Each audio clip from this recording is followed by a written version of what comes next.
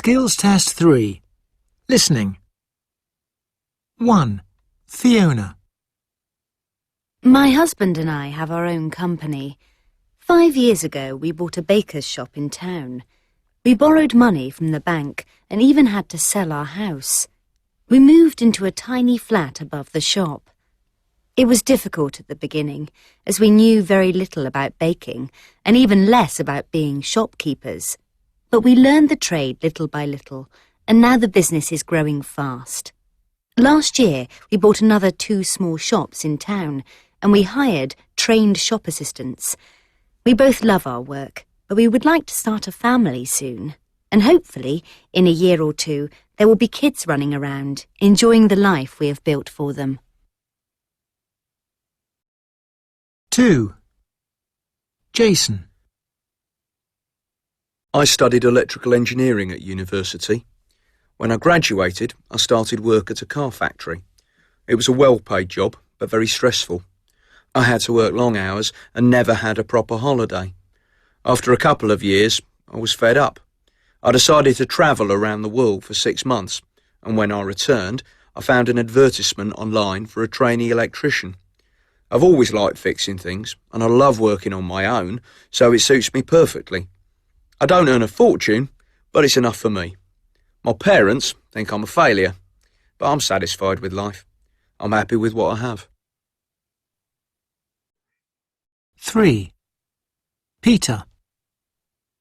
My parents wanted me to become a lawyer and earn good money. Well, my life turned out very differently. In my last year at university, I met my wife, Bori, who's Hungarian. She always told me Hungary was a welcoming society, but when I first arrived there, I must admit it was quite a culture shock. I didn't speak a word of Hungarian, and Bori had to help with the simplest things.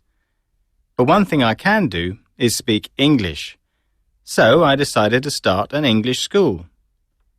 At the moment, I'm the only teacher, but I know success will come.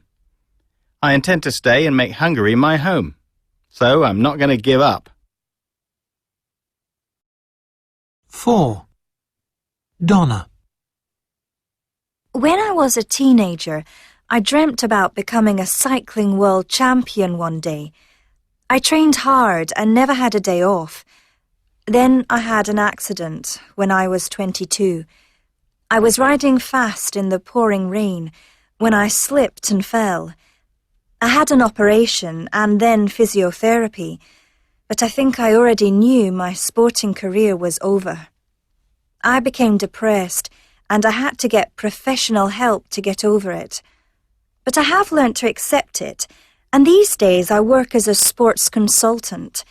I help other sports people deal with bad times and to set new goals for the future. It's not how I imagined my life would be, but at least I'm helping others so they don't have to suffer alone. 5. Chris.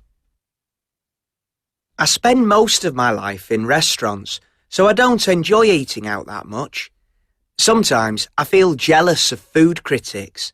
They're paid to eat the food even if they don't enjoy it. Perhaps I should have been a critic too. I work at a beach cafe in Ibiza during the summers. I serve breakfast, lunch, dinner, drinks, you name it. Out of season, when the cafe's closed, I have a second job in a restaurant in Cambridge. But I always look forward to the summer because that means I can go back to Ibiza again. There's nothing I don't know about being a waiter. That's what I've been doing all my life. And I think it's a great way to earn a living.